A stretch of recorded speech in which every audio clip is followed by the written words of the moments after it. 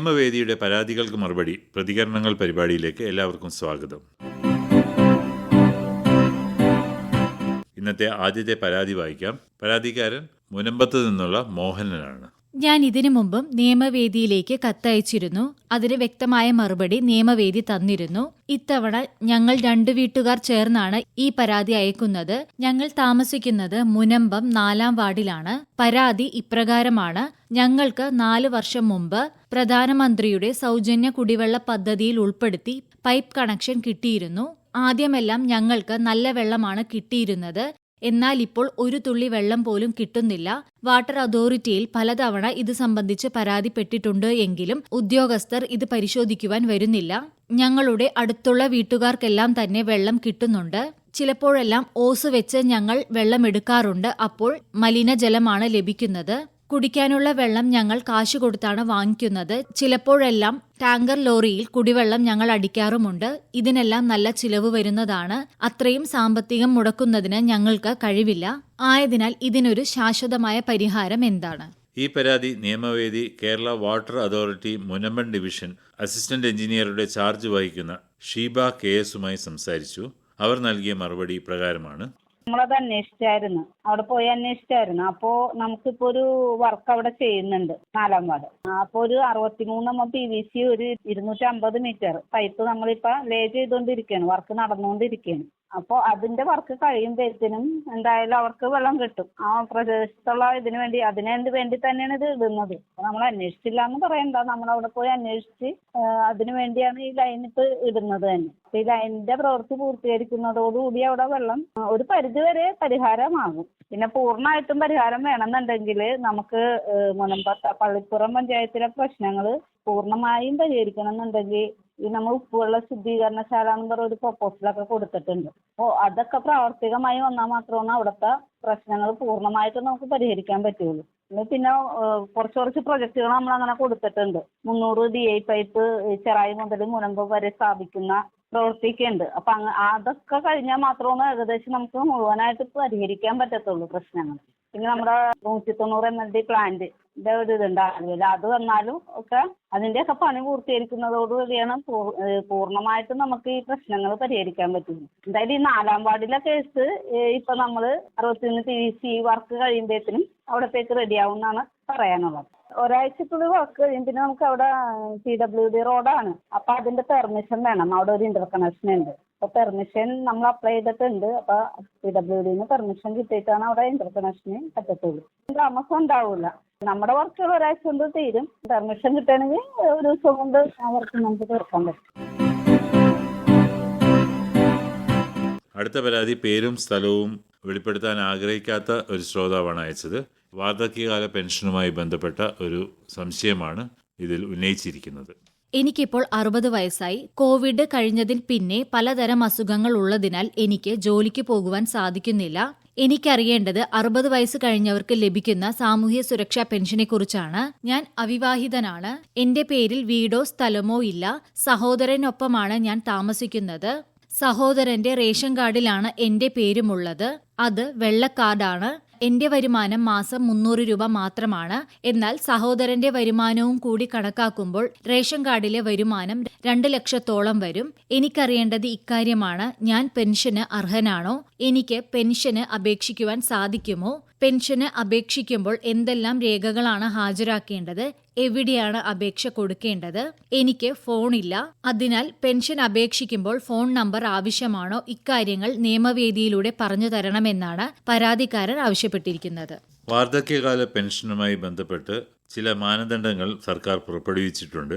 97/2020 ഉത്തരവിൽ പറഞ്ഞിരിക്കുന്നത് അപേക്ഷകൻ ഉൾപ്പെടുന്ന റേഷൻ കാർഡിലെ വാർഷിക വരുമാനം 1 ലക്ഷം രൂപയിൽ കവിയരുത് എന്നാണ്. കൂടാതെ 2000 സ്ക്വയർ ഫീറ്റിൽ അധികമുള്ള വീടോ 1000 CCയിൽ കൂടുതൽ എഞ്ചിൻ കപ്പാസിറ്റിയുള്ള വാഹനമോ AC പാടില്ല. ഇതൊക്കെയാണ് മാനദണ്ഡങ്ങൾ. ഇവിടെ അപേക്ഷകൻ അവിവാഹിതനാണ് എന്നും സഹോദരന്റെ ഒപ്പമാണ് താമസിക്കുന്നത് എന്നും കത്തിൽ സൂചിപ്പിച്ചിരിക്കുന്നു. എന്തായാലും താങ്കൾ പെൻഷൻ അപേക്ഷ കൊടുക്കുക. പെൻഷൻ അതിനുള്ള ഫോറത്തിൽ അപേക്ഷിക്കുക. അതോടൊപ്പം ആധാർ കാർഡ്, വരുമാന സർട്ടിഫിക്കറ്റ്, പ്രായം തെളിയിക്കുന്ന certificate, photo, bank passbook copy എന്നിവ സഹിതമാണ് അപേക്ഷിക്കേണ്ടത്. ഫോൺ നമ്പർ നൽകുന്നത് നല്ലതായിരിക്കും. അതിലാണ് പെൻഷൻ സംബന്ധിച്ച സന്ദേശങ്ങൾ ലഭിക്കുന്നത്. എന്തായാലും ഒരു അക്ഷയ കേന്ദ്രത്തിൽ പോയി അപേക്ഷ നൽകുക. ഇനി ഒസ്യത്ത് എങ്ങനെ തയ്യാറാക്കാം, അതിൻ്റെ നിയമസാധുത എങ്ങനെ ഉറപ്പുവരുത്താം തുടങ്ങിയ കാര്യങ്ങളെക്കുറിച്ച് ഹൈക്കോടതി അഭിഭാഷക ലെക്സി ടി.എ സംസാരിക്കുന്നു. നമ്മൾ ജീവിച്ചിരിക്കുന്ന കാലഘട്ടത്തിൽ യാതൊരുവിധ നിയമപരമായ സാധുതയില്ലാതിരിക്കുകയും നമ്മുടെ മരണശേഷം മാത്രം നിയമപരമായ സാധുത കൈവരിക്കുകയും ചെയ്യുന്ന ഒരു ലീഗൽ ഡോക്യുമെന്റിനെ കുറിച്ചിട്ടാണ് ഇന്ന് നമ്മൾ സംസാരിക്കുന്നത്. അതിനെ ഒസ്യത്ത് അഥവാ വിൽപത്രം എന്ന് നമ്മൾ വിളിക്കുന്നു. നമ്മൾ ജീവിക്കുമ്പോൾ ആർജിച്ച എല്ലാവിധ സ്വത്തുവകകളും നമ്മുടെ മരണശേഷം ആർക്ക് എത്ര അനുപാതത്തിൽ എങ്ങനെ വന്നു ചേരണം എന്ന് ജീവനുള്ള കാലത്ത് തന്നെ തീരുമാനമെടുത്ത് ഒരു രേഖയാക്കി വെക്കുന്നതിനെയാണ് വിൽപത്രം എന്ന് പറയുന്നത്. അതെല്ലാവർക്കും അറിയാവുന്ന കാര്യമാണ്. ഇനി ആർക്കൊക്കെയാണ് ഇങ്ങനൊരു വിൽപത്രം ഉണ്ടാക്കാനുള്ള നിയമപരമായ അവകാശമുള്ളതെന്ന് നോക്കാം. ഒരു പ്രായപൂർത്തിയായ ആളായിരിക്കണം എന്നുള്ളതാണ് ആദ്യത്തെ കാര്യം. രണ്ടാമത്തത്, നമ്മൾ എന്താണ് ജനിപ്പിക്കാൻ പോകുന്നത് എന്നും ആ രേഖ കൊണ്ട് നമ്മളുടെ സ്വത്തുക്കൾക്ക് എന്ത് സംഭവിക്കുമെന്നും പൂർണ്ണമായ ബോധ്യമുള്ള ഒരു വ്യക്തിയായിരിക്കണം. അതായത് മാനസിക അവസ്ഥ കൃത്യമായ ബുദ്ധിപരമായ തലത്തിൽ എത്തിയ ഒരു വ്യക്തിയായിരിക്കണം. ഇനി എങ്ങനെ വിൽപത്രം തയ്യാറാക്കാമെന്ന് നോക്കാം. നമ്മളെ എല്ലാ സ്വത്തുവകകളെ കുറിച്ചും, സ്വത്തുവകകൾ എന്ന് പറയുമ്പോൾ നമ്മുടെ സ്ഥാവര ജംഗമ വസ്തുക്കളുടെ അകത്ത് നമ്മുടെ ടാഞ്ചിബിൾ ഇൻടാഞ്ചിബിൾ, അതായത് നമ്മുടെ ഷെയർസ്, നമ്മളുടെ ട്രേഡ് മാർക്സ്, ഇങ്ങനെയുള്ള എല്ലാ വസ്തുക്കളും ഇതിന്റെ അകത്ത് പെടുന്നതാണ്. ഏത് വസ്തുവിനെ കുറിച്ചിട്ടും നമുക്ക് നമ്മുടെ വിൽപത്രത്തിന്റെ അകത്ത് എഴുതാം. ഇനി ഇത് ഏത് തരത്തിലാണ് വിഭജനം നടത്തേണ്ടത് എന്നാണ് നമ്മൾ തീരുമാനമെടുത്തിട്ടുണ്ടാവേണ്ടത്. അതിന് ഒരു അഭിഭാഷകന്റെയോ ഒരു ലൈസൻസ് ഉള്ള ആധാരമെഴുത്തുകാരന്റെയോ സഹായം തേടുന്നതിൽ തെറ്റില്ല. ഇനി നമ്മുടെ മരണശേഷം ഈ വസ്തുവകകൾ നമ്മൾ ആഗ്രഹിക്കുന്ന പോലെ, നമ്മൾ എഴുതി വെച്ചിരിക്കുന്നത് പോലെയുള്ള വ്യക്തികളിൽ വന്നു ചേരണമെന്നുണ്ടെങ്കിൽ അതിലൊരു നടത്തിപ്പുകാരനെ കൂടെ വില്ലിന്റെ അകത്ത് എഴുതി വെക്കുന്നത് നല്ലതായിരിക്കണം. ഒരു നടത്തിപ്പുകാരനെ നമ്മൾ ഈ വില്ല് പ്രകാരം നിയോഗിക്കാവുന്നതാണ്. ആ നിയോഗിച്ച വ്യക്തിക്ക് ഒരു നിഷ്പക്ഷമതിയായുള്ള വ്യക്തിയായിരിക്കണം, വിശ്വസ്തനായിരിക്കണം എന്നുള്ള കാര്യം നമ്മൾക്ക് ബോധ്യമുണ്ടായിരിക്കണം. നമ്മളുടെ അവകാശികൾക്കും അദ്ദേഹത്തിന്റെ നിഷ്പക്ഷതയെക്കുറിച്ചിട്ടും വിശ്വസ്തതയെക്കുറിച്ചിട്ടും ബോധ്യമുണ്ടായിരിക്കുന്നതും നല്ലതാണ്. ഇനി ഈ വിൽപത്രം എഴുതുമ്പോൾ അത്യാവശ്യമായ വേണ്ട 2 വ്യക്തികളുണ്ട്. അവരാണ് ഈ വില്ലിന്റെ അകത്ത് നമ്മൾക്ക് വേണ്ടി നമ്മളുടെ വില്ല് എഴുതിയതിനു ശേഷം ഒപ്പിടേണ്ട 2 അറ്റസ്റ്റിംഗ് വിറ്റ്നസസ്, സാക്ഷികൾ. ഈ 2 സാക്ഷികളുടെ പ്രാധാന്യം എന്തെന്നാൽ, നമ്മളുടെ മരണശേഷം മാത്രമാണ് ഈ രേഖ നിയമപരമായ സാധുത കൈവരികയുള്ളൂ. അപ്പോൾ മരണശേഷം നമുക്ക് വേണ്ടി ഈ ബില്ലിന്റെ സാധുതയ്ക്കായി സംസാരിക്കാൻ സാധ്യതയുള്ള 2 പേരായിരിക്കണം അവർ. അതുകൊണ്ട് തന്നെ നമ്മളെക്കാൾ പ്രായത്തിൽ ചെറുപ്പമുള്ള ആളുകളും നമ്മളുടെ അവകാശികൾക്ക് നമ്മുടെ മരണശേഷവും കണ്ടുപിടിക്കാൻ സാധ്യതയുള്ളതുമായ, അതായത് എത്തിപ്പിടിക്കാൻ സാധ്യതയുള്ളതുമായ 2 വ്യക്തികളെ ആയിരിക്കണം നമ്മൾ സാക്ഷികളാക്കി വെക്കേണ്ടത്. ഈ 2 സാക്ഷികൾ നമുക്ക് വിശ്വസ്തതയുള്ള ആളുകളായിരിക്കണം എന്നുള്ളത് ആദ്യമേ തന്നെ അടിവരയിട്ട് പറയട്ടെ. കാരണം അവരുടെ മൊഴിയിലാണ് നമ്മളുടെ വിൽപത്രത്തിന്റെ പിന്നീടുള്ള ഭാവി നിലനിൽക്കുന്നത്. പിന്നീട് വിൽപത്രം ആവശ്യമുണ്ടെങ്കിൽ രജിസ്റ്റർ ചെയ്യാം. രജിസ്റ്റർ ചെയ്യുന്നത് നല്ലതാണ്. കാരണം രജിസ്ട്രേഷൻ ഒരു ആഡഡ് ആയിട്ടുള്ള, അതിനൊരു എന്താ പറയാ, ജെനുവിൻനെസ് കൊടുക്കുകയാണ്. സുപ്രീം കോടതി പല ജഡ്ജ്മെന്റുകളിലകത്തും പറഞ്ഞിട്ടുണ്ട്, രജിസ്ട്രേഷൻ വഴി മാത്രമായിട്ട് അതിനൊരു പ്രാബല്യം വരുന്നില്ല, പക്ഷെ രജിസ്ട്രേഷൻ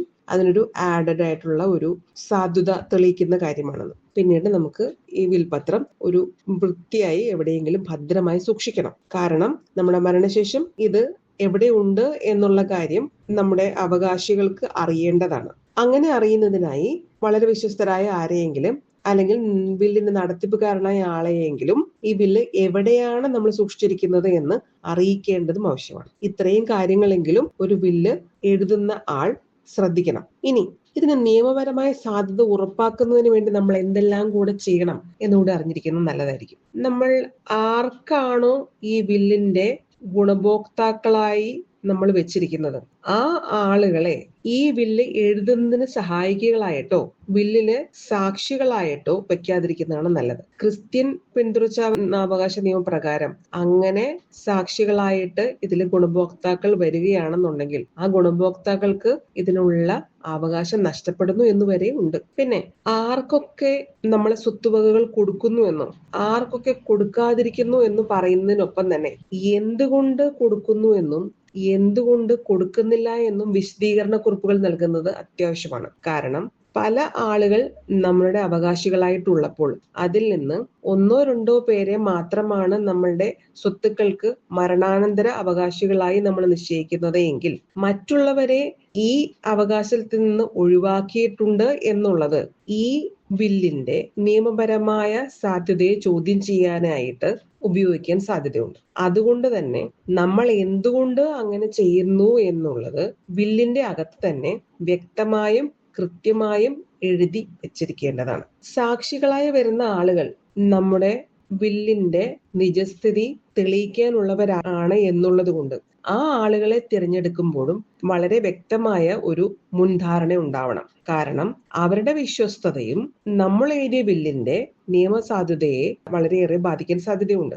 ഇനി ആരാണ് ഈ ബില്ല് നമുക്ക് വേണ്ടി എഴുതി തയ്യാറാക്കിയത് എന്നുള്ളതും ഈ ബിൽ പത്രത്തിന്റെ അകത്ത് തന്നെ കൃത്യമായി രേഖപ്പെടുത്തേണ്ടതാണ്. കാരണം അതും ഈ ബില്ലിന്റെ നിയമസാധുതയെ വളരെ കൃത്യമായി എഫക്ട് ചെയ്യുന്ന കാര്യങ്ങളാണ്. ഇനി നമ്മൾ വളരെ വിശ്വസ്തരായ സാക്ഷികളെ ബില്ലിന്റെ അകത്ത് സാക്ഷികളാക്കി വെച്ചിട്ടുണ്ടെങ്കിലും ഈ സാക്ഷികളെ നമ്മളുടെ തുടരവകാശികളായ ആളുകൾക്ക് കോണ്ടാക്ട് ചെയ്യാൻ സാധിക്കണം എന്നുള്ള നിർബന്ധമുണ്ടല്ലോ. അവരുടെ കോണ്ടാക്ട് ഡീറ്റെയിൽസും ബില്ലിന്റെ അകത്ത് തന്നെ കൊടുക്കുന്നത് വളരെ നല്ലതായിരിക്കും. പിന്നെ രജിസ്ട്രേഷൻ നേരത്തെ തന്നെ പറഞ്ഞു, ആ രജിസ്ട്രേഷനും ബില്ലിന്റെ നിയമസാധ്യതയെ കൂട്ടുന്നുണ്ട്. ഇനി ബില്ല് എഴുതിയിട്ടുണ്ട് എന്നുള്ള കാര്യം അറിയിക്കുന്നതും നമ്മുടെ ബില്ലിന്റെ നിയമസാധ്യതയെ കൂട്ടുന്നു. കാരണം ആ ബില്ലിന്റെ ഡിസ്പ്യൂട്ട് കുറയ്ക്കാൻ വേണ്ടിയിട്ടായിട്ട് അതും സഹായിക്കും. ഇനി നമ്മളൊരു ബില്ല് എഴുതിപ്പോയി, ആ ബില്ല് എഴുതിയിരിക്കുന്ന നമ്മൾ ഗുണഭോക്താക്കളാക്കി വെച്ചിരിക്കുന്ന ആളുകൾ നമ്മൾ ഉദ്ദേശിക്കുന്ന പോലെയല്ല, നമ്മളുടെ ആഗ്രഹത്തിനനുസരിച്ചിട്ടല്ല പ്രവർത്തിക്കുന്നത്, അവർക്കത് കൊടുക്കേണ്ടിയില്ലായിരുന്നു എന്ന് തോന്നി എന്ന് വെക്കുക. ഒരു കുഴപ്പമില്ല, നമുക്ക് എത്ര ബില്ലുകൾ വേണമെങ്കിലും എഴുതാം. ഓരോ ബില്ല് എഴുതുമ്പോഴും ഓർക്കേണ്ട കാര്യം ഈ ഇൻഗ്രീഡിയൻസ് എല്ലാം പാലിക്കണം എന്നുള്ളത് മാത്രമാണ്. നമ്മൾ എഴുതിയ ലാസ്റ്റ് ബില്ല് മാത്രമാണ് നിയമസാധുത കൈവരിക്കുന്നത്. ബാക്കിയെല്ലാം പിന്നീട് ഒരെണ്ണം എഴുതുമ്പോൾ ആദ്യത്തേതെല്ലാം ഓട്ടോമാറ്റിക്കലി നിയമസാധ്യത ഇല്ലാതായി പൊക്കോളും. അതുകൊണ്ട് ലാസ്റ്റ് എഴുതിയ ബില്ലാണ് പ്രാബല്യത്തിൽ വരുന്നത്. ഇനി നമുക്ക് പല സ്വത്തുക്കൾ ഉണ്ടെന്ന് വെക്കാം. ഓരോ സ്വത്തുക്കളെ കുറിച്ചിട്ട് നമുക്ക് ഓരോ ബില്ല് എഴുതുന്നതിലും തെറ്റൊന്നുമില്ല. പക്ഷേ അത് പിന്നീട് ഡിസ്പ്യൂട്ട് ഉണ്ടാവാൻ സാധ്യത ഉള്ളത് കൊണ്ട് കഴിവതും ഒരേ ബില്ലിന്റെ അകത്ത് തന്നെ എല്ലാ സ്വത്തുവകകളെ കുറിച്ചിട്ടുള്ള കാര്യങ്ങൾ എഴുതി ഒറ്റ ബില്ല് എഴുതുന്നതായിരിക്കും നല്ലത്. ഇനി നമ്മൾക്കറിയാം, നമ്മുടെ രാജ്യം പല മതവിശ്വാസികൾ ജീവിക്കുന്ന ഒരു സ്ഥലമാണ്. ഇവിടെ നമുക്കൊരു കോമൺ സിവിൽ കോഡ് ഇല്ല. അതുകൊണ്ട് തന്നെ ഓരോ മതവിഭാഗങ്ങൾക്കും അവരവരുടേതായ പിന്തുടർച്ചാ നിയമങ്ങൾ ഉള്ളതാണ്. നമ്മൾ ബില്ല് എഴുതാതെ ഏതെങ്കിലും ഒരു വസ്തു മാറ്റി വെച്ചിട്ടുണ്ടെങ്കിൽ ആ വസ്തുവിനെ കുറിച്ചിട്ട് നമ്മളുടെ മതം ഏത് പിന്തുടർച്ചാവകാശമാണോ സ്വീകരിക്കുന്നത് ആ മതത്തിന്റെ പറഞ്ഞിരിക്കുന്ന പിന്തുടർച്ചാ നിയമം പ്രകാരം കൃത്യമായി നമ്മുടെ സ്വത്തുവകകൾ ഭാഗിച്ചു പോകും. അതുകൊണ്ട് കഴിവതും എല്ലാ സ്വത്തുക്കളും നമ്മുടെ ബില്ലിന്റെ അകത്ത് തന്നെ എഴുതാൻ വേണ്ടി ശ്രമിക്കുക. ഇനി മുസ്ലിം മതവിഭാഗത്തിൽപ്പെട്ട ആളുകൾക്ക് സ്വന്തം സ്വത്തുക്കൾ മുഴുവനുമായും ബില്ലെഴുതി വെക്കാനായിട്ട് അവരുടെ നിയമം അനുവദിക്കുന്നില്ല. 1/3 1/3 ബില്ല് എഴുതുന്നതിന് യാതൊരു നിയമ തടസ്സവും ഇല്ല. 1/3 കൂടുതലായിട്ട് ബില്ല് എഴുതണം എന്നുണ്ടെങ്കിൽ അത് ബാക്കിയുള്ള ലീഗൽ ഹെയർസ് ആയിട്ടുള്ള, അതായത് പിന്തുടർച്ചാവകാശികളായ ആളുകളുടെ കൺസെന്റ് കൂടി മേടിക്കണം, അവരുടെ സമ്മതം കൂടി മേടിക്കണം എന്നൊരു നിയമം നിലനിൽക്കുന്നുണ്ട്. ഇനി ഈ ബില്ലിന്റെ ഇങ്ങനെ ഒരു നിയമ പ്രശ്നമുള്ളത് കൊണ്ട് തന്നെ പല റവന്യൂ അധികാരികളും ബില്ല് പോക്കുവരവ് ചെയ്യാൻ വേണ്ടിയിട്ട് നമ്മൾ അധികാരികളെ മുമ്പിൽ ചെല്ലുമ്പോൾ അവര് എല്ലാവരുടെയും സമ്മതം വാങ്ങി വരൂ എന്ന് പറഞ്ഞ് നിരുത്സാഹപ്പെടുത്തുന്നതായിട്ട് പല ആളുകളും കംപ്ലൈന്റുകൾ പറയുന്നുണ്ട്. അങ്ങനെ ഒരു നിയമം ഇല്ല. ബില്ല് പോക്കുവരവ് ചെയ്യാനായിട്ട് ഒരു വ്യക്തി റവന്യൂ അധികാരികളുടെ മുമ്പിൽ ചെല്ലുമ്പോൾ റവന്യൂ അധികാരികളോട് കേരള ഹൈക്കോടതിയുടെ അടുത്തിടെ പുറപ്പെടുവിച്ച ഒരു ജഡ്ജ്മെന്റ് പ്രകാരം എല്ലാ അവകാശികൾക്കും നോട്ടീസ് അയച്ചു വരുത്തണം. നോട്ടീസ് അയക്കുമ്പോൾ അവർക്ക് എന്തെങ്കിലും ഒബ്ജക്ഷൻ ഉണ്ടോ എന്ന് ചോദിക്കണം. ഈ ഒബ്ജക്ഷൻ ഒന്നും ആരും പറയുന്നില്ല എന്നുണ്ടെങ്കിലും ഒബ്ജക്ഷൻ ഉണ്ട് എന്ന് പറഞ്ഞിട്ടും ആ പറഞ്ഞതിന്റെ 3 മാസത്തിനുള്ളിൽ ഒരു പാർട്ടീഷൻ സൂട്ട് കോടതിയിൽ ഫയൽ ചെയ്തു എന്ന് കാണിക്കുന്ന ഒരു അഫിഡവിറ്റോ ഡിക്ലറേഷനോ റവന്യൂ അധികാരികൾക്ക് മുമ്പിൽ സമർപ്പിച്ചിട്ടില്ല എന്നുണ്ടെങ്കിൽ ഈ റവന്യൂ അധികാരികൾക്ക് ഈ ബില്ല് പോക്കൂര് ചെയ്തു കൊടുക്കുന്നതിൽ യാതൊരു തടസ്സവുമില്ല എന്നാണ് നമ്മുടെ ബഹുമാനപ്പെട്ട കേരള ഹൈക്കോടതിയുടെ ഒരു വിധിന്യായത്തിലൂടെ പറഞ്ഞിരിക്കുന്നത്. അതുകൊണ്ട് അങ്ങനെയുള്ള യാതൊരു തടസ്സങ്ങളും ഈ ബില്ലിന്റെ നടത്തിപ്പിനില്ലാത്തതാണ്. നമ്മളിലുള്ള ശ്വാസം തീർന്ന് ആശ്വാസത്തിൽ വസിക്കുന്ന കാലത്ത്, അതായത് റെസ്റ്റ് ഇൻ പീസ് ആകുന്നതിന് മുമ്പ് നമ്മളുടെ സ്വത്തുക്കൾ നമ്മുടെ ബാക്കി വെച്ചിരിക്കുന്ന ആളുകളിലേക്ക് വന്നു ചേരണം, അവർ തമ്മിൽ യാതൊരു ഡിസ്പ്യൂട്ടുകൾ ഉണ്ടാവരുത് എന്നുള്ള ഒരു ആഗ്രഹത്തോടു കൂടി എല്ലാ വ്യക്തികളും ബില്ല് എഴുതുന്നതാണ് നല്ലത്. അത് നമ്മളുടെ ബാക്കിയുള്ള ആളുകൾക്ക് പിന്നീടൊരു ഡിസ്പ്യൂട്ട് തമ്മിൽ ഉണ്ടാവാതിരിക്കാനായിട്ട് സഹായിക്കും.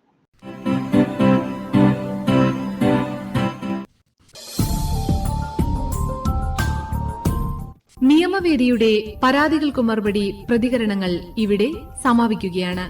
നിർവഹണം ആർ ഉണ്ണികൃഷ്ണൻ. സഹായം നീതി MS.